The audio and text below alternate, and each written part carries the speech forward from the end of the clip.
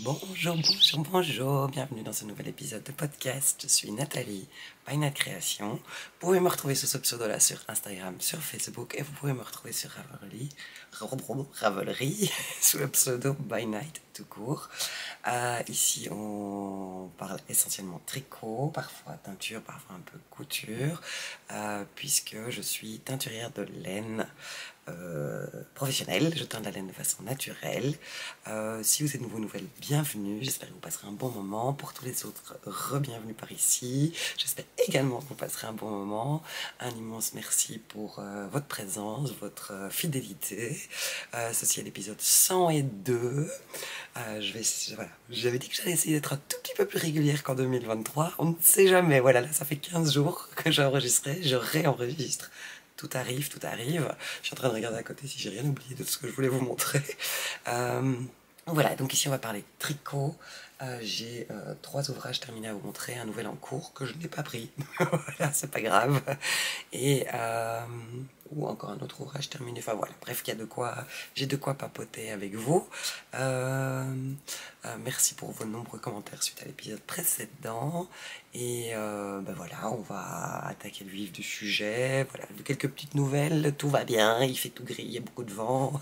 D'ailleurs, j'avais un peu peur de la luminosité parce que ça donne une de ces journées, on a l'impression que le soleil ne va jamais se lever. Mais ça va, ça va. On me voit, je suis pas tout à fait dans le noir. Ce week-end a lieu le premier festival laineux de l'année. Ce sera exceptionnel à Manciol. Alors, département la Lorraine, je ne sais pas. Donc, à hauteur de Metz, voilà, à 40 minutes de Metz, une grosse demi-heure de Metz. Voilà, j'ai tellement hâte. On part vendredi matin, on va installer le stand vendredi après-midi.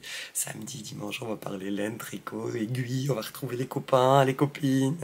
Oh, retrouvez-vous. J'avoue que j'en ai besoin là. Ça fait pile poil 3 mois que le Ch'ti Bazar a eu lieu. Et ça fait donc là, il est temps que je revois d'autres tricopates et d'autres acharnés des aiguilles. Ça va faire du bien. Et puis les autres teinturiers, les autres exposants, ça va faire du bien de se retrouver aussi, de passer des moments ensemble dès qu'on en aura l'occasion. Et voilà, je suis toujours dans cette phase, comme ça fait 3 mois que j'ai vu personne, où je doute, est-ce que j'ai pris assez, est-ce que j'ai prévu assez, est-ce que j'ai assez travaillé. Enfin, voilà, je viens de passer quelques jours à bien trier, je l'ai vraiment bien trié, parce que je l'ai trié 2 fois. Mon stock, j'éteins énormément depuis début décembre, non-stop, presque 7 semaines d'affilée. Et voilà, j'avoue, je suis fatiguée, je suis content d'avoir quelques jours off maintenant. Et voilà, j'en profite pour venir papoter avec vous. Donc c'est pas tout à fait un vrai jour off, mais quand on papote tricot, ça compte pas, hein, c'est juste pour le plaisir. Et voilà, et la semaine prochaine, je compte faire un peu cool aussi, et puis reprendre le fil du travail et de mon ouvrage la semaine qui suit, pour préparer déjà les suivants, puisque mi-mars je serai à Malakoff, et à partir de fin avril j'ai 5 salons en 7 semaines. Donc là ça va être super intense et j'aurai plus le temps de travailler entre les salons. Donc voilà. Si vous voulez savoir où je serai avec ma laine, ou si vous avez envie de vous balader sur un joli festival, sur un joyeux festival, vous pouvez retrouver la liste de tous les salons auxquels je participe sur l'onglet agenda de mon site. Je vous mettrai ici dessous les informations. Pour toutes les informations des patrons dont je vais parler et des laines dont je vais parler, ce sera dans la description sous la vidéo, que vous ne pouvez malheureusement voir que si vous regardez sur une tablette, un téléphone ou un ordinateur. Ça ne marche pas si vous regardez sur la télé, mais après vous pouvez y revenir aussi de toute façon s'il y a quelque chose que vous n'avez pas compris. Puis j'essaye toujours de noter aussi le nom du patron et des laines utilisées dans la vidéo au moment de faire le montage. Donc voilà, j'espère que j'oublierai pas. Mais donc vous imaginez bien que c'est l'excitation totale de voir ce salon ce week-end. Voilà, c'est assez bizarre comme métier. J'en parlais avec une autre teinturière, qu'on est beaucoup très seul, et puis après on a des moments très intenses, on est avec beaucoup de monde, et que c'est ça qui nous ressource aussi. Voilà, de pouvoir échanger, de pouvoir communiquer, de pouvoir craquer, de pouvoir voilà le travail accompli par les autres aussi, et de voir les vêtements. Ce que j'adore sur les salons, c'est voilà, tout le monde forcément porte ses ouvrages préférés, et de voir tout le monde porter ses ouvrages, et ça donne tellement d'idées. Si vous n'avez jamais fait de salon, essayez d'en faire un jour parce que c'est vraiment, ou de festival, c'est vraiment très très inspirant et toujours très très chouette, c'est toujours une chouette ambiance puisqu'on est tous là pour la même passion, donc c'est ça qui est magique. Vive le tricot et le crochet et la laine et voilà, et les couleurs naturelles ou pas, voilà. Je porte, je vais y penser pour une fois parce que l'épisode précédent j'y avais pas pensé, il y a plusieurs personnes qui m'ont posé la question en commentaire. Je porte le pull Orica que j'ai tricoté je crois en 2019. C'est un modèle de Valentina Knits. Voilà, je vous le montre, je l'adore. Je l'ai tricoté avec la laine Atelier Pure Laine, qui est une bergère en Normandie et qui vend la laine de ses propres moutons qui sont des Hampshire, si je dis pas de bêtises. Voilà. Et donc c'est un modèle de Valentina Knits, l'Orica. J'avais acheté 2 cônes de 500 grammes, c'est de la Deka Frédéric.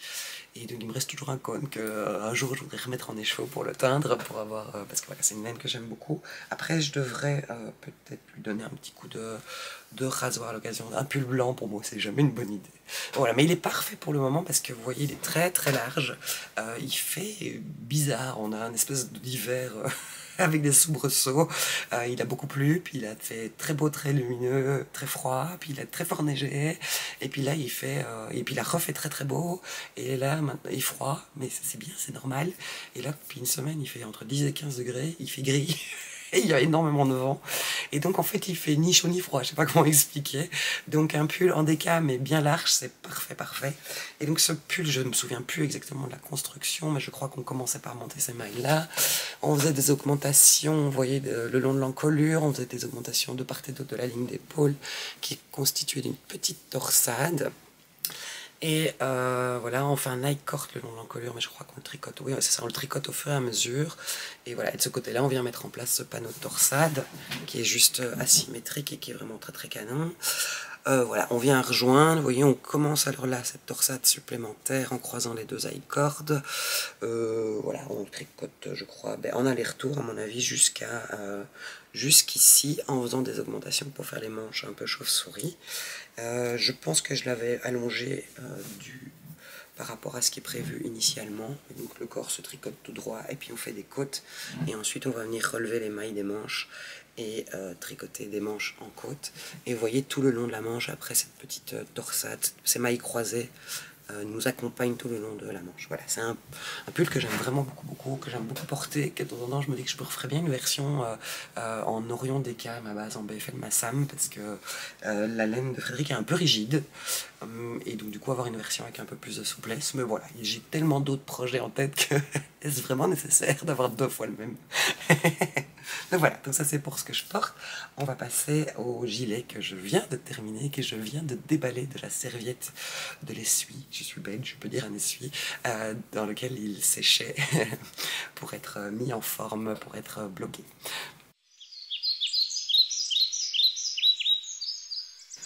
Mémoire de poisson rouge, bonjour, je ne me souviens absolument pas où j'en étais de cet ouvrage il y a 2 semaines quand j'ai enregistré. Je crois que je l'avais déjà commencé parce que ça me paraît quand même rapide 2 semaines pour l'avoir tricoté, mais je suis pas sûre que j'étais très très loin. Alors il s'agit du gilet Calix de Tête Bêche, ça c'est son pseudo sur Instagram et c'est Orlan Suche. J'espère que je le prononce bien. C'est un modèle qui se tricote en worsted. Deka worsted, j'espère que je dis pas de bêtises. Voilà, c'est comme d'habitude, hein, je viens de le finir, mais je me souviens déjà plus parce que j'ai enchaîné sur autre chose. Mémoire de poisson rouge, bonjour. J'ai fait le tour de mon bocal. Donc voilà. Et donc c'est un gilet voilà, sur lequel j'avais complètement craqué, qui est paru, je dirais, en septembre-octobre l'an dernier, et au moment du Knit It, l'une d'entre vous est venue me montrer la version qu'elle avait faite en test pour Orlan et qu'elle avait faite avec ma base Sirius Deka, et voilà, j'avais vraiment eu un coup de cœur dessus, je le trouvais très très élégant, très original. J'avais directement acheté le patron en rentrant du Knit en me disant je me le ferai avant la fin de l'hiver, il sera fait, c'est fait. Voilà, alors à la base j'avais prévu de le faire également en Sirius Deka, mais depuis, si vous avez vu l'épisode précédent, vous savez que j'ai lancé une nouvelle laine qui est du 100% Mérinos bio, qui vient du Portugal, que j'achète en direct aux producteurs, qui eux-mêmes travaillent avec deux travaillent avec 2 fermes différentes près de chez eux pour collecter la laine, la transformer, etc. Et donc cette laine s'appelle l'oua. Elle existe en 4 couleurs en naturel. Je ne vais pas vous représenter l'oua, je l'ai fait l'épisode précédent. Et d'ailleurs, je voudrais vous remercier de l'accueil que vous avez fait pour cette nouveauté et cette laine qui est différente de ce que vous connaissez déjà. Ça me touche très très fort. Pas d'inquiétude, il y en aura à Exceptionnel, il y en aura à Malakoff, il y en aura pour les salons suivants. J'ai bien travaillé, j'ai beaucoup travaillé, j'ai beaucoup teint. Et voilà, je ferai une douzaine de couleurs de l'oua, plus les 4 couleurs naturelles qui m'accompagneront à Exceptionnel. Donc tout va bien. Il y aura du choix pour tout le monde. Et donc... avec l'oua, j'avais tricoté un pull, j'avais tricoté un châle, et en fait, je me suis rendu compte que l'échantillon était pile poil pour faire le tête-bêche, et j'avais très envie d'utiliser une des couleurs naturelles la plus foncée des 4. En fait, l'oua vient en écru, proche de ceci, la plus claire, on a ceci qui est la plus foncée, et il y en a 2 coloris entre les deux qui combinent les toisons des 2 couleurs. Et donc voilà, pour rappel, je les ai appelés l'oua 1, 2, 3, 4 en fonction de leur profondeur de couleur, pour pouvoir me permettre, si j'utilise par exemple le même ingrédient de teinture, la même recette de teinture sur les 4 nuances de l'oua, qu'on puisse s'y retrouver. Donc voilà, puisque je donne pas de nom à mes couleurs, je donne juste le nom de la plante. Donc voilà, c'est l'oua 1, Garance, bain 1, l'oua 2, Garance, bain 1, etc. J'ai pas encore eu l'occasion d'essayer toutes mes recettes, mais toutes les recettes sur chacune des couleurs, parce que là ça serait vraiment beaucoup, j'aurais vraiment beaucoup travaillé. Je crois que j'ai quand même une vingtaine de recettes et de couleurs possibles, donc si je devais faire ça x4, ça serait vraiment énorme. Ceci étant dit, j'ai fait 2 essais sur la l'oua très foncée, et elle est trop foncée pour être teinte. Ça donne des jolies nuances, mais je pense pas que je vais teindre énormément la l'oua 4. Une fois de temps en temps, à mon avis, juste par curiosité, mais tout ça sera exclusivement avec des premiers bains pour être sûr que ça donne quelque chose. Donc voilà. Pour les personnes qui arriveraient ici, dès qu'elle me parle de bains, pourquoi est-ce qu'elle veut qu'on prenne des bains? En teinture naturelle, on parle de bains. On va faire une décoction avec la plante et ou l'insecte, puis je travaille aussi avec des insectes tinctoriels et voilà. Bravo. et, et donc on va faire une décoction, c'est-à-dire qu'on va les faire tremper un long moment, puis on va les faire cuire un certain temps différent et à une certaine température en fonction de chaque ingrédient, et ensuite on va filtrer ça, et là-dedans on a une espèce de tisane géante très concentrée. On va venir plonger la laine qui aura été mordancée au préalable, c'est-à-dire préparée pour accueillir les pigments des plantes ou des insectes, et donc c'est ce qu'on va appeler le premier bain de teinture, puisque c'est là que la couleur va donner le plus d'effet. Et après, quand on ressort la laine, souvent il reste encore des pigments dans l'eau, et là pour moi il est hors des questions de gaspiller la moindre petite goutte de teinture, puisque voilà, la nature a bien fait son travail.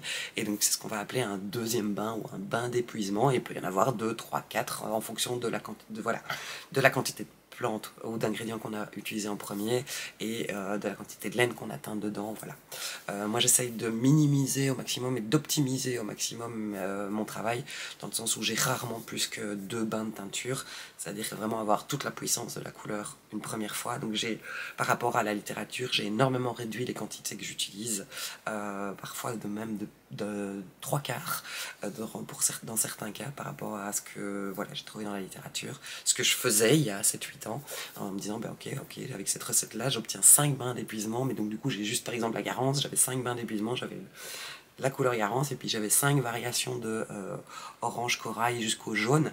Est-ce vraiment nécessaire? Et donc du coup j'ai réduit la quantité de Garance que je mettais dans mon premier bain, de manière à ne plus avoir qu'un seul bain d'épuisement possible, et gaspiller le moins possible de plantes, et optimiser au maximum mon travail. Bref, je me suis perdu dans ma teinture. Il faut jamais me laisser parler de teinture. On avait dit que je parlais du gilet Calix.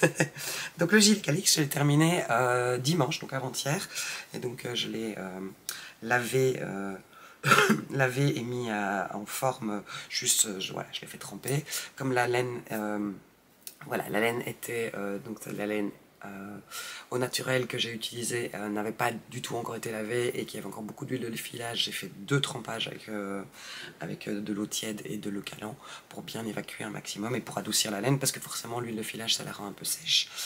Et alors, je voulais un peu pimper et rendre plus fun ma couleur. J'avais envisagé éventuellement d'y mettre un peu de Mo RS-Soie, ma base Hello.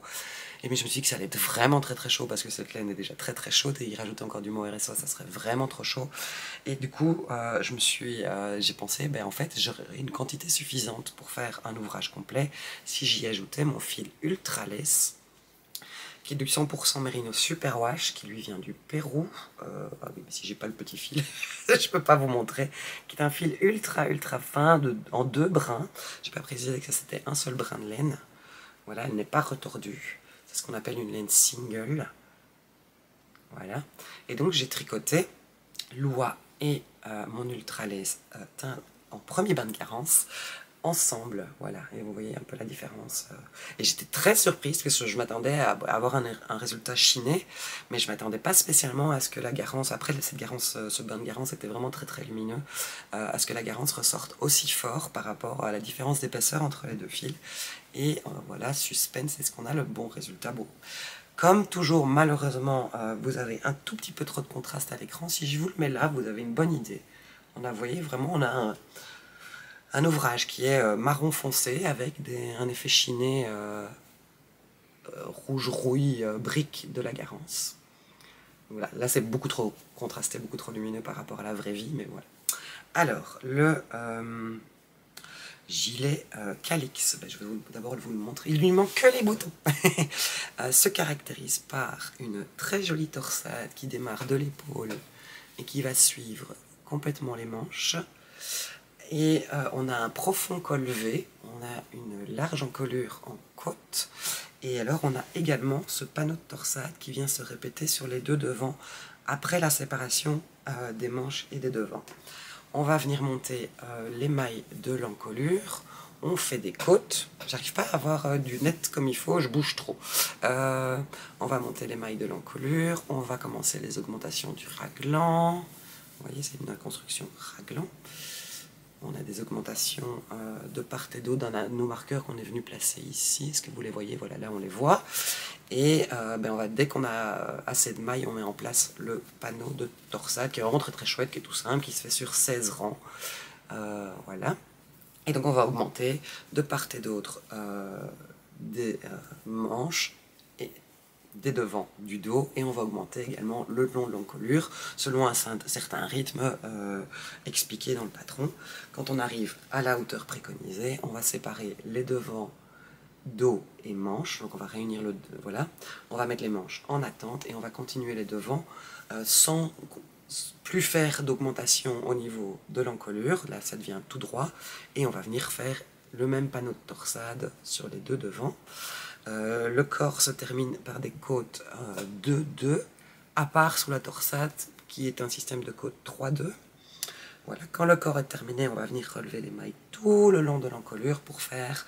Alors, normalement, c'est une bordure en point mousse. Moi, je n'aime pas le point mousse, je vous l'ai déjà dit.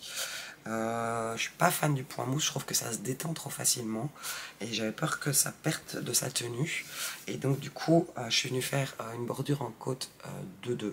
Donc j'ai relevé un multiple de 4 mailles plus 2 en suivant les instructions d'Orlan. De toute façon, en plus, j'avais allongé le corps d'au moins 5 cm comme je le fais toujours. Pour rappel, je fais 1m80, donc je dois allonger systématiquement mes vêtements. Et voilà, et alors Orlan donne des instructions pour faire des boutonnières ou pas. Je les ai faites. Voilà, j'ai fait mes boutonnières, j'en ai prévu 5 dans la pâte de boutonnage.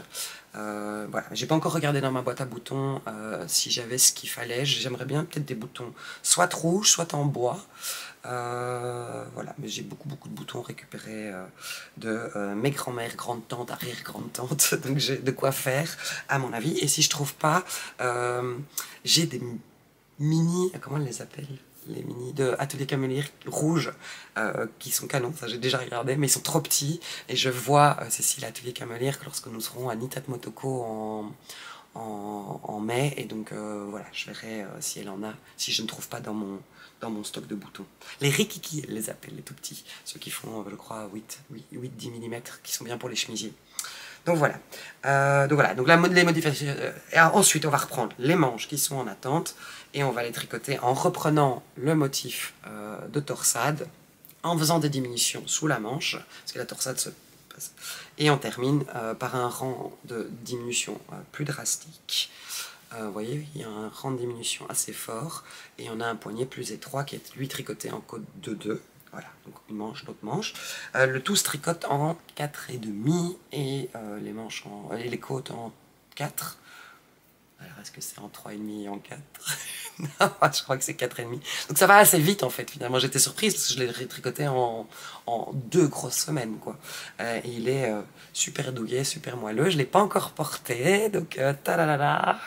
Je vais donc le passer tout de suite. Je crois que je vous ai raconté tout ce qu'il y a à raconter. Ne faites pas attention à l'horrible t-shirt. Oh, de l'horrible t-shirt. J'ai un simple t-shirt noir qui est un t-shirt plantain de Direndo. Voilà. Donc voilà, vous voyez, c'est vraiment un col V. On a ce très beau motif sur les manches, je trouve ça vraiment très élégant. Et on a les torsades. Alors je trouve, comme vous avez trop de contraste, on ne devine pas complètement les torsades à l'écran, mais je vous promets que dans la vraie vie.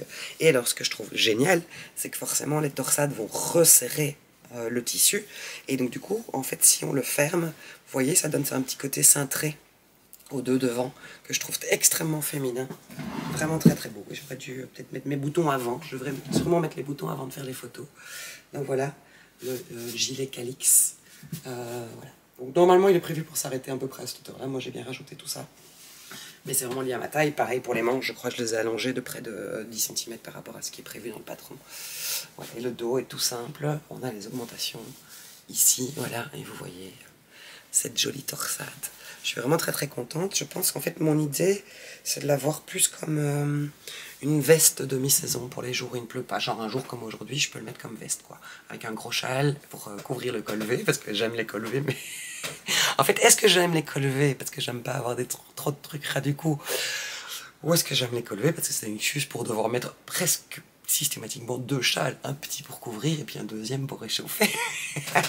Grand débat, grande question. Donc voilà, mais je suis super contente du résultat, super contente des 2 fils tenus ensemble. C'est vraiment une chouette idée pour venir pimper un peu une couleur, une laine naturelle, une laine un peu terne, de venir ajouter ce fil ultra lace. Et vous voyez, il me reste... parce que du coup j'ai pesé... quand j'avais fait tout le corps, donc les écheveaux de là font 100 grammes, j'ai oublié de le préciser, et 1200 mètres. Et ben donc du coup il faudrait que je fasse la règle de 3. Quand j'ai commencé les manches, il me restait 45 à 50 grammes d'ultra lace. Parce que je voulais juste être sûre, voilà, je m'étais dit au pire si j'ai pas assez d'ultra lace, ben je m'arrête plus tôt. Donc je faisais tout le corps, la bordure d'encolure et de boutonnage. Et j'arrêtais les manches plus tôt et je faisais des plus longs poignets en utilisant la loi toute seule. En me disant, voilà, au pire. Mais quand j'ai vu qu'il me restait quasi 50 grammes avant d'entamer les 2 manches, je me suis dit que j'étais large. Et effectivement, bah, j'ai utilisé 15 grammes à peu près par manche. Donc il me reste une vingtaine de grammes de ce fil ultra lace. Donc bah, j'estime en fait que j'ai dû utiliser au total 900 mètres de laine. Est-ce que ça correspond? Parce que du coup, j'ai utilisé 3 écheveaux et ceci, et ça fait à peu près 20-30 grammes aussi. Et ils font 280 mètres, donc 300, 900... J'ai utilisé à peu près 1000 mètres de laine pour le faire. Ouais, voilà. Oui, c'est ça. J'ai utilisé à peu près 1000 mètres de laine.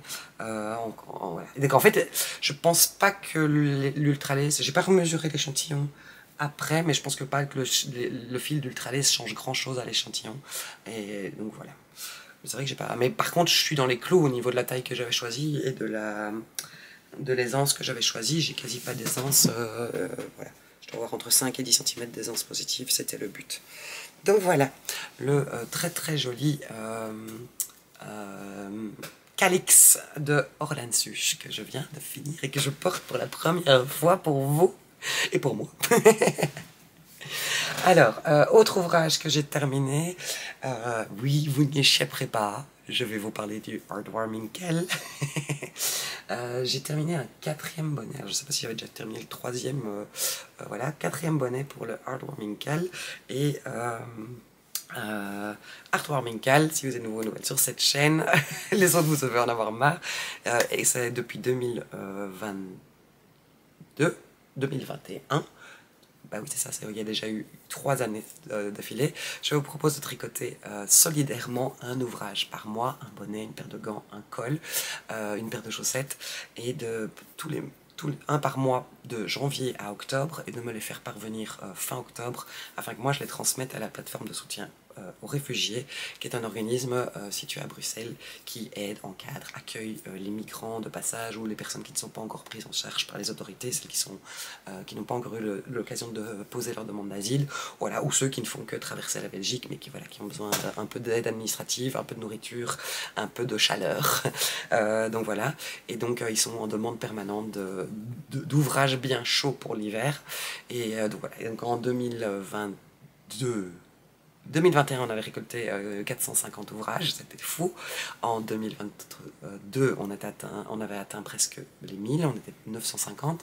L'année passée, on est arrivé à peu près à 650, et donc voilà.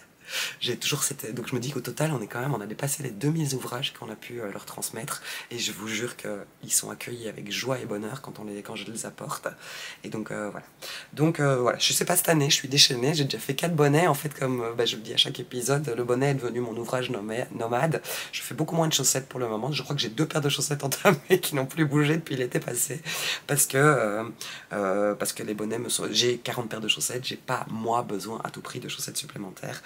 Par contre, les bonnets, ils sont utiles, ça me permet d'utiliser plein de restes de laine. Là, ce sont des laines. Alors, j'étais arrivée au bout de tous mes restes de laine en 2022, et donc quelqu'un m'avait gentiment transmis une grosse boîte de laine qu'elle avait trouvée dans le grenier de sa grand-mère. Alors, elle-même ne tricotait pas, elle cousait. Elle suivait mon podcast pour la couture. De temps en temps, il y en a.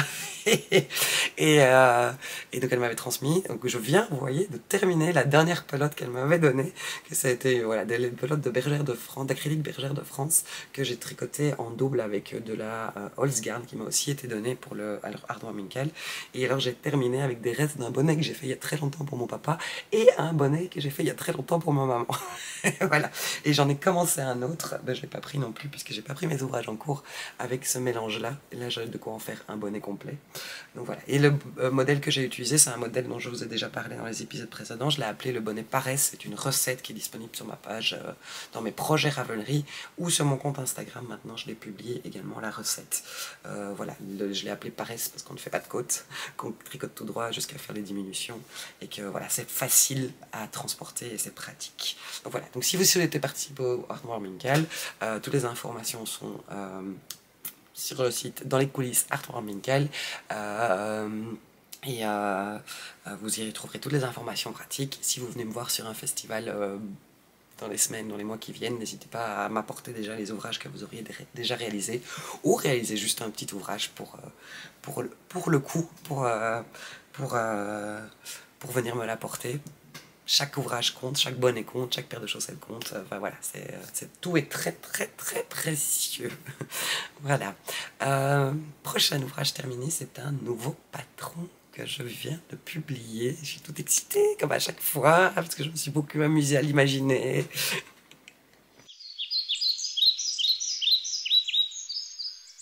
Nouveau patron, nouveau patron. Ah, il y a ma boucle d'oreille qui a tourné. C'était désagréable. Vous avez vu, je vous ai pas dit, j'ai des nouveaux cheveux. Pour celles qui me suivent depuis assez longtemps, vous avez suivi mes aventures de coiffeur au début d'été passé. Je m'étais trouvé une super coiffeuse qui m'avait rattrapé les bêtises qu'un autre coiffeur avait fait, donc cette coiffeuse travaillait dans un grand salon de coiffure. Et donc j'y suis allée 2-3 fois, et puis je devais y retourner en novembre, et quand j'ai téléphoné, le salon de coiffure a fait faillite. J'étais un peu triste parce que j'avais pas d'autres moyens de contacter la coiffeuse. C'est très embêtant. Et donc du coup là, je me suis de nouveau retrouvée en plan de bon, où est-ce que je vais, où est-ce que je retourne. Et donc j'ai un peu regardé à chaque fois que j'allais quelque part faire des petites courses et poser des colliers, des choses comme ça dans les environs.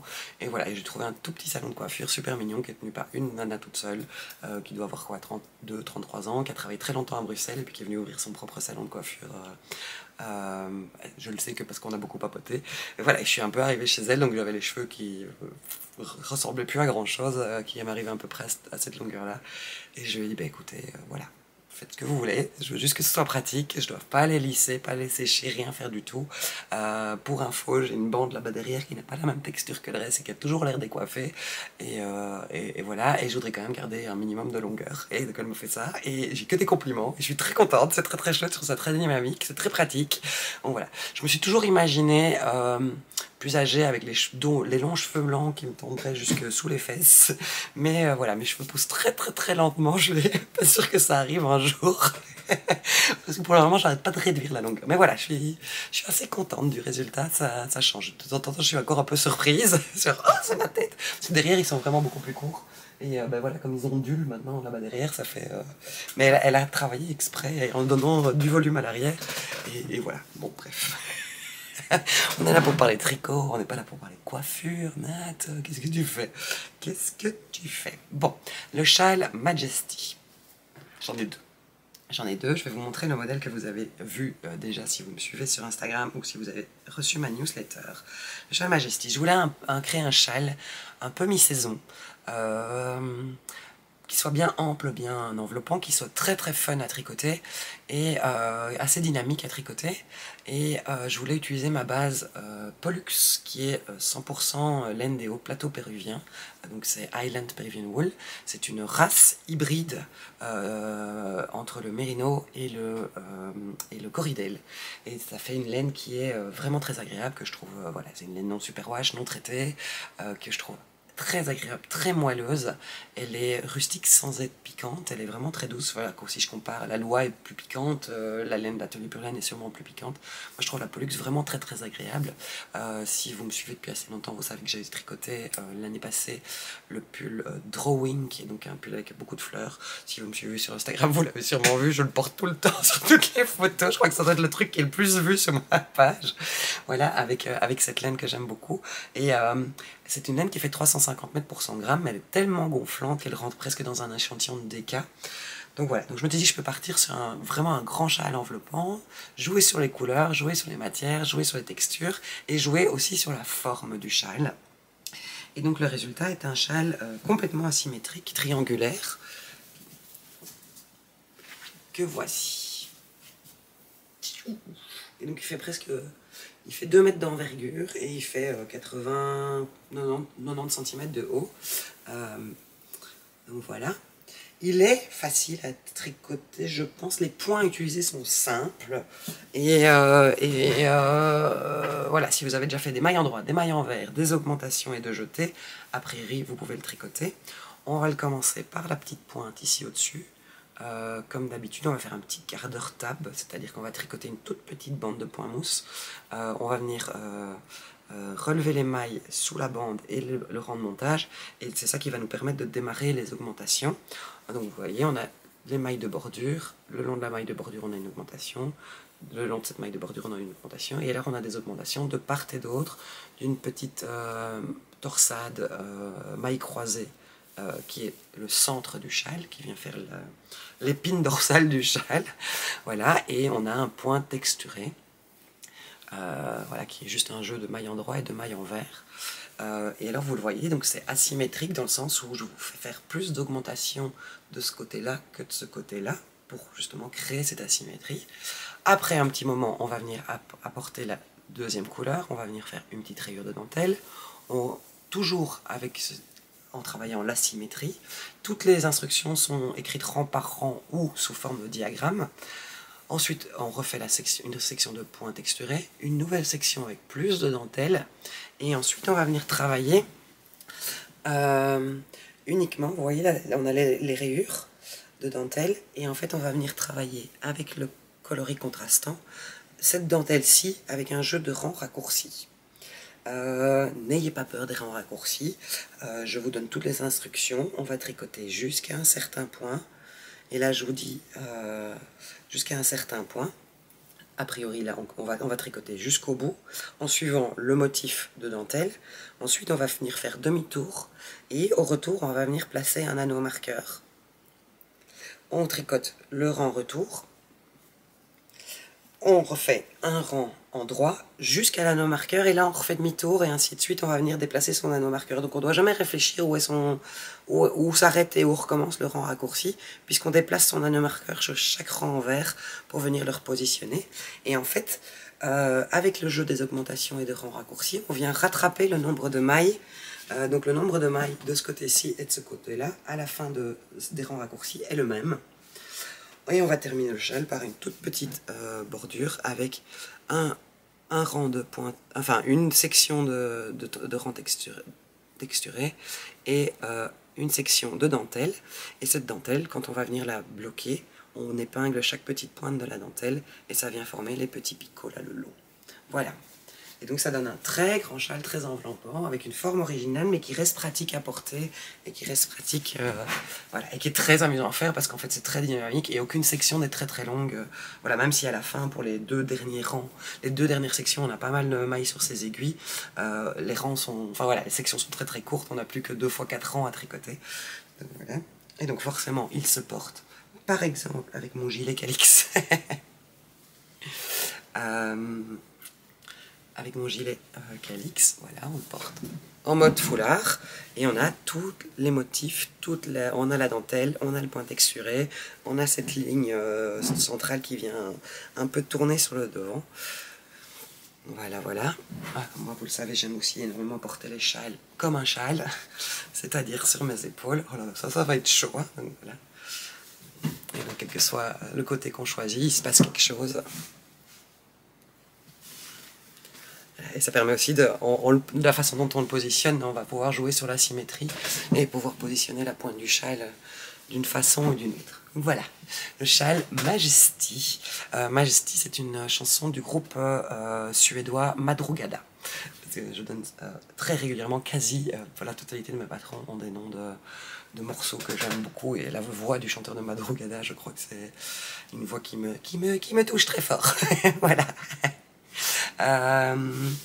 Alors, j'ai utilisé 2 écheveaux de ma base Pollux. Il me reste dans les 2 cas une grosse quinzaine de grammes. Ceci, c'est le coloris. Attention, quelle surprise! Cachou cochenille. Et ceci est le coloris Nutgals, donc qui est teint avec la noix de Galles, du chêne et nuancé au sulfate de fer. J'ai choisi ces coloris en fait. En fin d'année, j'ai fait, forcément comme chaque année, un énorme inventaire de tout mon stock, et j'ai mis de côté tous les écheveaux seuls, esselés, les fins de bain et des choses comme ça, pour pouvoir vraiment faire un gros tri et bien me rendre compte de ce que je devais faire pour préparer les salons 2024. Et ces 2 écheveaux étaient rangés l'un à côté de l'autre dans la boîte des écheveaux esselés, et je me suis dit, c'est pas mal, c'est pas mal. Mais cette version-ci est la 2e que j'ai tricotée. La première que j'ai tricotée était celle-ci. J'ai encore les restes aussi. Voilà. Et vous voyez, mes restes sont plus petits. Il me restait entre 5 et 10 grammes de chacune des 2 couleurs. Alors là, j'avais utilisé le premier bain de cochenille et le 2e bain de campèche. Et donc ça, c'est la première version que j'avais tricotée. Vous allez voir, elle est encore plus grande. Voilà, parce que là elle fait presque 2,50 m d'envergure et elle fait près d'1 m de hauteur. Et en fait, je sais que je tricote assez lâche, et donc j'ai écrit le patron. Voilà, j'ai tricoté ma version, j'ai eu assez de laine, vous le voyez, il m'en reste, et il y en a toujours une marge de toute façon, voilà. Et donc j'ai lancé le test, et les 2 premières à avoir avancé dans le test se sont rendues compte en cours de cette section-ci qu'elles n'auraient pas assez de laine. Et donc du coup, je vous montre à l'envers. Et donc du coup, en fait, j'ai complètement réécrit le patron pour avoir une plus grande marge dans la quantité de laine. Et du coup, j'en ai tricoté la version finale, telle que vous pourrez la tricoter aussi. Bon, pour vous, ça ne change rien, mais pour moi, il est une bonne heure plus tard. J'étais interrompu par mon amoureux qui avait besoin de l'imprimante, qui est juste là, et puis voilà. Et donc voilà, donc je vais essayer de me retrouver là où j'en étais. Je vous parlais de la version initiale de Majesty. Je ne sais plus du tout ce que je vous en ai dit, mais en fait la construction est exactement la même, sauf que certaines sections sont un peu plus courtes, qui permettent de garder assez de laine, amplement assez de laine pour pouvoir le terminer. Et donc voilà, et celui-ci était tricoté, donc vous voyez celui-ci est très doux, Et là, c'était plus contrasté. Et du coup, ça donne vraiment l'effet d'un autre châle. J'aime beaucoup l'idée que juste en changeant les couleurs, on a l'impression d'avoir tout à fait un autre ouvrage. Et là, c'était premier bain de Caucheny et deuxième bain de Campèche. Voilà, plus violet. C'est pareil, c'était des échos qui étaient restés invendus tout seuls, et que j'avais utilisé à l'époque. Alors c'est beaucoup moins mes couleurs. Souvent on me dit mais non, c'est pas vrai que le violet ne te va pas. Non, le violet. Alors le violet foncé, quand je vous ai montré dans l'épisode précédent, le premier bain de Campèche, comme ceci me va. Ça, il n'y a pas de problème. Mais ceci ne me va pas. Je sais pas, vous voyez comme j'ai l'air. Avec ça, ça va. Et là, hop, je deviens verte. Voilà, ça me... je suis... Voilà. Et...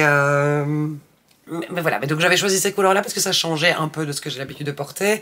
Et en fait, je l'aime bien, je l'aime beaucoup. Je l'ai déjà pas mal porté, en fait, parce qu'il est fait depuis l'été 2023. Et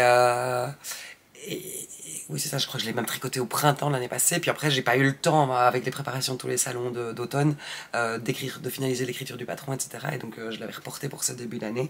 Et, enfin, l'écriture en automne et pour le test fin d'automne, début d'hiver. Et voilà, bref. Alors je remercie très fort les testeuses qui ont eu la patience de dire oh maintenant on arrête tout, on attend un peu, je réécris le patron, je vais le tricoter avec vous. Enfin voilà, vous êtes absolument merveilleux, c'est une super équipe, c'est trop chouette de pouvoir compter sur vous. N'hésitez pas à aller voir sur Ravelry toutes leurs versions. Il y a des versions presque unies, il y a des versions très colorées, il y a des versions beaucoup plus fondues. Et je trouve que chacune des versions est très chouette. Et c'est magique de voir comment chacun met sa personnalité dans un modèle. Donc voilà, donc Majesty est donc disponible en français et en anglais, à la fois sur Ravelry ou sur mon site. Voilà, le seul défaut entre guillemets sur mon site, c'est que je ne peux pas offrir deux PDF dans le même fichier, donc faites bien attention, si vous voulez le français ou l'anglais, de choisir la bonne langue, et de toute façon, si vous avez acheté une des deux langues, je peux vous envoyer l'autre langue. J'aurai aussi des versions papier, comme pour tous mes autres patrons, lors des festivals, si vous voulez déjà une version papier. Et jusqu'à dimanche 11 février, vous avez une réduction automatique de 20% sur le prix du patron, donc profitez-en si vous voulez vous faire plaisir à prix plus doux. Donc voilà, je vous remontre Majesty en détail. Je me suis vraiment amusée à faire quelque chose qui change et qui sort de ce que j'ai fait dans les constructions. C'était très amusant. Et franchement, la Pollux tricotée en aiguille 4, elle est... je sais pas, elle est voluptueuse, elle est douce. Moi, c'est une laine que j'aime vraiment beaucoup, qui est plus chaude que du mérinos, mais qui va aussi être plus thermorégulatrice. Bien thermorégulatrice, et donc du coup quand il fait trop chaud, c'est pas trop chaud non plus. Donc voilà, et donc j'ai maintenant, on arrive vraiment dans les températures c'est le moment de porter Majesty et porter de la Pollux, c'est très bien, ça me convient très bien. Voilà, j'espère que ce modèle vous plaira, vous enchantera et que vous aurez du plaisir à le tricoter si vous décidez de le mettre sur vos aiguilles. Je vais passer, j'ai l'impression d'avoir écourté, je suis complètement perdue d'avoir dû faire cette pause pas prévue. Mais voilà, on vit à deux dans notre maison et c'est normal, il faut partager l'espace. Je le dis à chaque épisode. Et donc, je vais vous parler maintenant de l'ouvrage qui est sur mes aiguilles depuis avant-hier, du coup, puisque je me suis retrouvée à ce moment, samedi et dimanche, j'ai terminé le bonnet et le gilet Calix, lui, avec cette jolie torsade, et donc je n'avais plus rien sur mes aiguilles. Alors dimanche, on avait des amis qui venaient manger, et donc dans la matinée, on devait cuisiner pas mal de trucs, et puis j'ai quand même eu un moment de, je vais m'éclipser pendant une petite demi-heure, je vais faire du cake, du cake de laine, parce que je peux pas rester sans ouvrage. Et donc j'ai monté les mailles d'un bonnet, et j'ai fait mes cakes pour commencer l'ouvrage suivant, et je l'ai commencé dimanche soir. Et donc voilà, il a déjà pas mal avancé parce qu'au début ça va vite, quand il n'y a pas encore trop de mailles. Donc voilà, donc je vous parle de mon ouvrage en cours.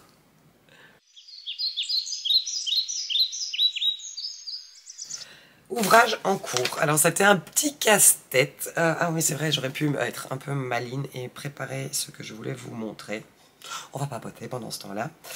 J'avais flashé sur un modèle.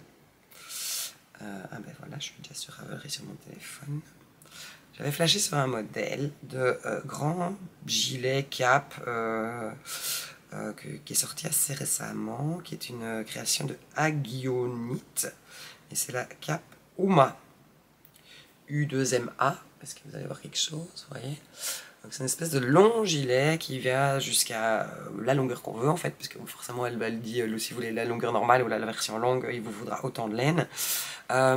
Qui est donc un espèce de petit col roulé, et en fait après on va tricoter deux pans, mais ils sont dès le début de la construction, on a les deux pans qui se chevauchent, et donc on tricote tout ça en point mousse en aller-retour jusqu'à une certaine longueur en faisant des augmentations pour former les manches, et après on va venir à la fin du pull, on va venir relever des mailles pour former des manches qui sont avec des emmanchures très très profondes. Est-ce qu'on voit mieux sur d'autres photos? Voilà, les deux pans dont je vous parlais. Et je me suis dit, en fait, ça fait un moment que je me dis que j'ai plus de longs gilets à ma taille. Les deux très longs gilets que j'ai sont devenus un peu grands avec ma perte de poids, et que j'aimais bien de temps en temps avoir juste un grand gilet qui serve de veste, qui aille un peu avec tout, qui est chouette sur un jeans, qui est chouette sur une robe. Donc voilà. Et je me dis, pourquoi pas ce modèle-là? Et j'avais envie de faire un système de color block, en utilisant de nouveau tous des écheveaux solitaires invendus qui restaient dans mon stock. Et j'avais jeté mon dévolu sur 4 couleurs de Sirius DK. Garance premier bain, de l'indigo, du nerprin, et ça c'était une autre recette de Garance que j'avais tentée. Elles sont bien emmêlées dans le pochon, elles sont bien emmêlées. Donc voilà, et donc je voulais le faire avec ces 4 couleurs là, et alterner des grosses rayures d'une dizaine de centimètres. Et après, en réfléchissant, alors en fait le modèle de Uma se tricote avec des aiguilles 5 mm. Donc je me suis dit, avec la Sirius DK, ça va être trop lâche. Et en plus, le point mousse, ça va être trop lâche. Comme je vous l'ai dit, j'aime pas trop le point mousse parce que je trouve que ça a tendance à perdre sa forme. Et je me suis dit, je dois faire un... Donc il faut à peu près entre 6 et 8 écheveaux, donc entre 600 et 800 grammes de laine. Je me dis, en fait, le gilet qui va peser 800 grammes de laine, je vais le tricoter jusqu'à longueur genou. Et il va terminer, au bout de 2 ans, il sera à longueur cheville, en fait. Il va complètement dégouliner. Et il n'y a rien qui retient ce point mousse. Il n'y a pas de bordure, il n'y a rien du tout. Il n'y a pas de couture. Donc, voilà. Et en plus, si je devais tricoter, donc du coup, la Sirius DK, elle est très belle en aiguille 4 mm. Donc du coup, je devais descendre d'une taille. Et donc, je me trouvais à devoir tricoter la plus grande taille sans être sûr de mon coup. Enfin, voilà. Donc, je me suis dit, ok, je laisse tomber l'idée de la Uma Cap, la cape Uma. Et je vais refaire un gilet aimé de Rory Locatelli, qui est ce modèle-ci. Je suis désolée, il y a notre voisin pour le moment garde 3 chiens. Et de temps en temps, il les laisse courir dans le jardin. Je ne sais pas si vous les entendez. Là, à mon avis, ils sont en mode on s'amuse dans le jardin et on aboie très fort. Donc voilà, le gilet aimé qui est un modèle que j'ai tricoté il y a 3 ans, je crois. Quand est-ce que c'est sorti ce pom-pom? Pas... Donc c'était issu de Interprétation volume 7 de Rory Locatelli et Vera Malimaki. Bon, après, le patron maintenant est disponible tout seul aussi sur Ravelry. C'est donc un modèle, vous voyez, en grand color block que j'avais fait avec des laines de Dutch Yarn Burn et de petits points parisiens. Et que je porte pas mal, même s'il est devenu un peu grand aussi, mais que j'aime vraiment bien. Après, ma version est dans les tons gris et noirs, et voilà, j'aime trop la couleur, donc c'est pratique quand j'ai une robe très très colorée d'avoir un gilet un peu plus neutre. Mais voilà, je me dis, mais en fait, pourquoi pas reprendre ça. Le gilet aimé se tricote en fingering, après une petite règle de 3. Je voyais que je pouvais faire, au lieu de faire la taille 3, faire la taille 2, voire la taille 1, et que ça aurait fonctionné sans problème. Mais, alors, le gilet aimé, on va tricoter tout le haut, tout le corps, et à la fin, on vient relever toutes les mailles le long de l'encolure, et on vient tricoter la bordure en aller-retour, en récupérant à chaque fois la dernière maille qui est sur les... Enfin, la prochaine maille qui est sur l'aiguille, avec une aiguille plus fine pour que l'encolure ne gondole pas. Et je me souviens qu'à l'époque, ça m'avait un peu embêté parce que c'est très difficile de déterminer combien de laine de chaque couleur il faut garder pour faire cette petite section. Puis c'était long, ça n'en finissait vraiment pas, quoi. Donc, est-ce qu'on voit... Ouais, on voit mieux la bordure ici. Donc vous voyez, en fait, elle est tricotée après, avec des aiguilles plus étroites, plus fines. J'ai trop chaud. À m'enthousiasmer là, à parler de tricot, j'ai trop chaud. Et donc du coup, je me suis dit non, il existe des modèles de gilets en laine DK où on vient tricoter la bordure au fur et à mesure. Je vais trouver, je vais regarder. Donc je regarde un peu dans tous les modèles, dans mes vêtements, je regarde d'abord. Et puis je retombe sur le gilet en brun de Atelier Émilie, que j'ai fait il y a très longtemps. Je serais incapable de dire quand je l'ai fait parce que de 1, j'ai pas mis mon projet sur Ravelry, et de 2, je n'ai pas le patron sur Ravelry parce qu'à l'époque c'était ma belle-sœur qui ne tricote pas, qui n'a pas de compte Instagram, qui me l'avait offert, et en fait elle avait, donc j'avais fait une liste de patrons que je voulais et elle me les avait offerts sur clé USB à Noël, donc j'ai pas le fichier et il n'est pas dans ma bibliothèque Ravelry. L'année suivante elle avait refait le truc et elle avait trouvé comment, quand on achetait, offrir à la personne et que ça arrive directement dans la bibliothèque Ravelry. Mais donc j'ai quelques patrons comme ça qui ne sont pas dans ma bibliothèque Ravelry. Alors le gilet en brun, je vais vous le montrer. Et là j'ai vraiment fait l'andouille parce que je suis partie du principe que ça allait très très bien fonctionner. Sauf que j'ai pas lu le patron avant de commencer. Et ah, zut, j'ai pas cliqué au bon endroit. J'arrive, hein, j'aurais pu préparer tout ça, mais ça aurait été un tout petit peu trop organisé pour moi. Le gilet en brun d'Atelier Émilie. À l'époque, je l'avais fait dans une de mes bases qui était un peu sport. C'est un modèle qui se tricote en DK. Moi, je l'avais fait dans une laine un peu sport. J'avais tricoté une taille au-dessus et un numéro d'aiguille en dessous, ça je me souviens. Voilà. Vous voyez, c'est un gilet tout simple avec un col châle, avec des pans devant qui sont plus courts, une construction au niveau de l'épaule qui se fait en raglan et une bordure qui se tricote le long du tricot. Sauf qu'en fait, on vient tricoter la bande d'encolure ici, et on vient relever juste les mailles du dos et des manches. Et là, on va faire des augmentations du raglan. Et ça, je l'ai vu, forcément, j'ai fait ma bande d'encolure, et puis j'ai relevé les mailles, et je me suis dit, mais il n'y a pas de devant. Parce qu'en fait, donc on va venir augmenter ici et là pour former le dos et les manches. Et quand on est arrivé en bas des emmanchures, on va venir relever les mailles des devants ici, reprendre les mailles d'encolure et continuer. Et c'est ça qui fait que les pans de devant sont beaucoup plus courts, puisqu'ils démarrent ici au lieu de démarrer ici. Et je me suis dit, je ne sais pas comment je vais gérer mes color blocks en faisant ça. Parce que, est-ce que j'ai assez avec mon premier cake pour faire toute mon augmentation de raglan, et puis venir démarrer mon deuxième cake à cet endroit-là, ce qui aurait pu être très très beau aussi. J'aurais eu à l'arrière, mon changement de couleur aurait été ici, sur la manche aussi, et sur le devant, le changement de couleur aurait été. Et de toujours avec ce truc de non, je veux cette construction. Voilà, que tout soit en rayures et en blocs comme ça. En fait, et après, je me suis dit, ben, c'est pas grave, je vais allonger un tout petit peu mes bordures de X mailles. J'ai fait un calcul, j'ai regardé combien de mailles on devait avoir sur les devants quand on a fini enfin voilà, quand on a le nombre maximum des devants sur le patron que propose Émilie Luis. Et je vais monter des mailles et faire des augmentations du raglan et des augmentations le long de l'encolure, pour arriver au bon nombre de mailles à la fin des augmentations du raglan. Vous suivez? Parce que moi j'ai compris ce que je disais, je me trouve assez clair, mais forcément, voilà. Mais donc, j'ai relevé un tout petit peu plus de mailles pour avoir des mailles supplémentaires à relever ici. Donc en fait, ce que j'ai fait, c'est que j'ai récupéré ma bordure gauche, j'ai relevé un peu plus de mailles que prévu, les mailles de manche, les mailles de dos, la maille de manche et un peu plus de maille, et puis j'ai récupéré ma bordure droite. Voilà, et sur le rang retour, ben, j'ai placé mes anneaux marqueurs pour déterminer où étaient mes lignes de raglan. Et voilà, comme ça j'avance et j'augmente. J'augmente comme préconisé dans le patron les manches et le dos, et j'augmente selon le rythme que j'ai déterminé pour arriver au bon nombre de mailles, le devant et l'encolure. Voilà, voilà. Et je suis déjà pas mal avancé, j'ai fait une dizaine de centimètres, mais comme je vous disais, pour le moment ça va vite.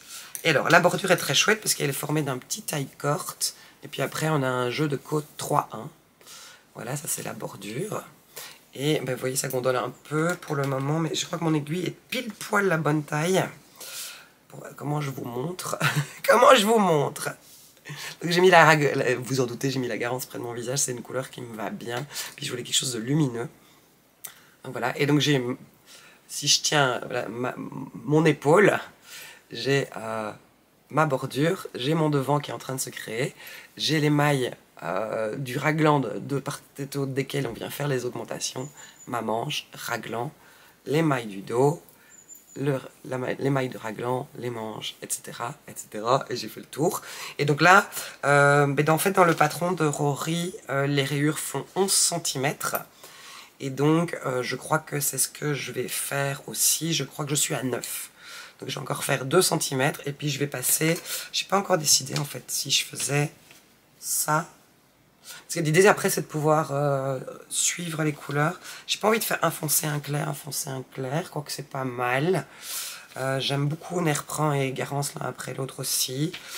Donc, je vais peut-être finir par faire le foncé, un clair. Parce que je trouve très beau aussi, cette association-là. Enfin, je trouve que les 4 couleurs fonctionnent très très bien ensemble. Et donc l'idée en fait c'est d'aller... j'ai 2 écheveaux de chacune. Et donc l'idée ça serait d'aller au bout de 8 rayures au total. Et je pense que je vais arriver entre mi-cuisse et genou quoi, en longueur. Voilà. Mais donc ce que je vais faire maintenant c'est suivre le raglan. Et une fois que j'aurai fini ma deuxième rayure qui devrait arriver juste après la séparation du manche et du devant, quand j'aurai fini cette deuxième rayure là, je vais mettre le corps en attente, je vais faire les manches à la bonne longueur avec le rythme des rayures et je me demande si je vais pas faire comme sur la version du aimé que j'ai fait, il y a une manche que j'ai faite en respectant les rayures de 11 cm et sur l'autre j'avais fait des rayures tout à fait aléatoires et je crois que j'ai très envie de faire ça. Et après je continuerai le corps avec des blocs de 11 cm jusqu'à ce que la longueur du corps me convienne. Et donc je me dis que si ça fait 88 cm, c'est pas mal parce que j'arriverai donc à peu près à mi-cuisse. Donc voilà, ça va être un projet sans urgence, au long cours. Là, je suis très contente de le faire. Je pense que je vais beaucoup avancer dessus, là, jusqu'à ce que je passe la séparation des manches. Je vais faire mes manches. Et puis après, ça sera peut-être le petit projet zéro cerveau, les soirs où j'ai pas envie de me prendre la tête sur un autre patron. Parce que je vais commencer un autre ouvrage. J'ai lancé un test pour un pull la semaine passée. Il me manque des tailles 1 et les tailles 6 à 8. C'est le petit frère, je vais pas vous le montrer ici, c'est le petit frère du gilet patience. J'en ai fait une version pull, mais c'est pas tout à fait la même chose, il est assez différent. Et donc j'ai lancé le test, mais il me manque les tailles 1 et les tailles 6 à 8. Je vais peut-être relancer un appel à test via Instagram pour ces tailles-là uniquement. Et voilà, et donc je voudrais moi en refaire une deuxième version. Pour la simple raison que je sens que je vais le porter très très souvent et d'utiliser une autre laine pour vous montrer ce qui donne. Voilà, je l'ai fait la première version en laine superwash et faire une deuxième version en laine non superwash. Voilà, pour aussi avoir une idée de... Parce que le mérino superwash est plus élastique que les laines non superwash et pouvoir vérifier aussi si le grammage, métrage correspond si on change de laine pour le faire. Voilà. Donc je pense que après Exceptionnel, j'ai commencé mon pull patience et donc ma deuxième version du pull patience et j'alternerai entre les deux, entre mon grand gilet en brun et mon pull patience. Je suis tout excitée. Ce qui est rigolo, c'est que je m'étais encore dit que je faisais 2 autres trucs pour l'hiver, mais je pense que ça va être pas raisonnable. Après, j'avais acheté du mohair de dry laine pour faire un autre modèle de tête bêche, et je pense que ça sera le suivant après sur mes aiguilles, parce que ça sera aussi un chouette truc de mi-saison. Ce sera en mohair tout seul. Et j'ai toujours les laines, les 3 écheveaux que j'ai gardés de Orion d'un bain indigo Garance, qui n'a pas du tout donné la couleur escomptée, mais que j'aime beaucoup, beaucoup. Enfin, surtout qui n'est pas du tout uniforme, et avec lequel je voudrais refaire un pull poète. Donc voilà, j'ai des programmes tricot jusque avril-mai. On est complet. Donc voilà. Donc je vais pas vous montrer le petit bout de bonnet que j'ai commencé. Si vous venez ce week-end à Exceptionnel, n'hésitez pas à venir me faire un coucou, venir vous présenter. Vous savez, ça me fait toujours plaisir de vous rencontrer. Petit détail pratique pour Exceptionnel. Donc sur le site Exceptionnel et sur la page Instagram d'Exceptionnel, vous aurez toutes les infos pratiques au niveau du parking, au niveau des heures d'ouverture, au niveau même des repas. Il y a des repas qui sont prévus par l'association. Il y a un repas prévu le samedi, un repas prévu le dimanche. Par contre, l'association n'a pas de lecteur de carte. Donc tous les paiements pour l'entrée, 2 € l'entrée, et pour si vous voulez consommer sur place, sont à faire en espèces. en cash, comme on dit chez nous. Et pour ce qui est des exposants, ben, en fait ça dépend de chaque exposant. La majorité d'entre nous avons un lecteur de cartes, mais n'hésitez pas à privilégier les espèces non plus, ou une petite réserve d'espèces. Il n'y a pas de banque dans les environs, il n'y a pas près de la salle, tout simplement parce que si vous payez en espèces, ben c'est l'exposant auquel vous achetez de la laine ou autre chose reçoit 100% de la somme, alors que si vous payez par carte, il y a toujours une petite commission bancaire et qui est prélevée. Donc voilà, et puis il y a, en fait on a tous et toutes, quasi le même système de paiement, et souvent quand il y a beaucoup de monde sur un salon, il est saturé et alors ça bug, il faut refaire plusieurs fois les transactions, ça peut être une source de stress. Et d'ailleurs je m'excuse d'ailleurs pour tout ce qui s'est passé. Voilà, mon amoureux a un nouveau téléphone et normalement on devrait pouvoir utiliser les deux. Parce que je sais qu'à certains moments en Itit ou à la fête de la laine de Malakoff l'année passée, on était coincés parce que j'avais besoin de mon téléphone pour montrer des trucs sur Ravelry ou pour chercher des tailles, et lui avait besoin pour pouvoir faire des paiements par carte parce que son téléphone ne marchait pas du tout, et en plus ça plantait parce qu'on était trop nombreux à utiliser le même système et que le système était un peu saturé. Donc voilà, donc si vous avez l'occasion de prévoir des espèces, n'hésitez pas, parce que ça fait le petit pourcent ou les 2 petits pourcents de commission qui sont dans la poche de l'artisan et pas des banques. Voilà, c'est la même chose si vous commandez en ligne, il y a toujours moyen de faire un virement bancaire plutôt qu'une PayPal. PayPal, parfois, c'est en fonction des montants et en fonction des cartes que vous utilisez, parfois c'est 10% du montant qui est prélevé en commission. Donc en fait, si vous faites une commande de 100 €, PayPal a 10 € dans sa poche et l'artisan n'a que 90 €, 90 € dans sa poche. Donc ça fait une grosse différence. Donc voilà, bref, petite parenthèse. Je voulais surtout vous prévenir que si vous voulez rentrer dans Exceptionnel, il vous faut des espèces pour pouvoir payer votre entrée et payer votre nourriture éventuelle ou vos boissons éventuelles. Voilà, voilà. Mais donc j'ai tellement hâte, plus que 3 dodo avant de partir. Dans 2 dodos, je charge ma camionnette. Est-ce que je sais encore comment il faut faire? Suspense, suspense. Et dans 3 dodos, on retrouve les copains. Et dans 4 dodos, on se retrouve vous tous. Donc voilà. Je ne sais pas encore quand j'enregistrerai le prochain épisode. J'essaye de revenir rapidement. Donc vous montrer comment avance mon gilet en brun, par exemple. Et voilà. Portez-vous bien. Tricotez bien, cousez bien, brodez bien, peignez, allez vous promener, essayez de rire au moins une fois par jour, et surtout n'oubliez pas de dire aux gens que vous aimez, que vous les aimez. Je vous embrasse très très fort et merci pour votre présence et merci pour vos mots doux et votre soutien. À tout bientôt.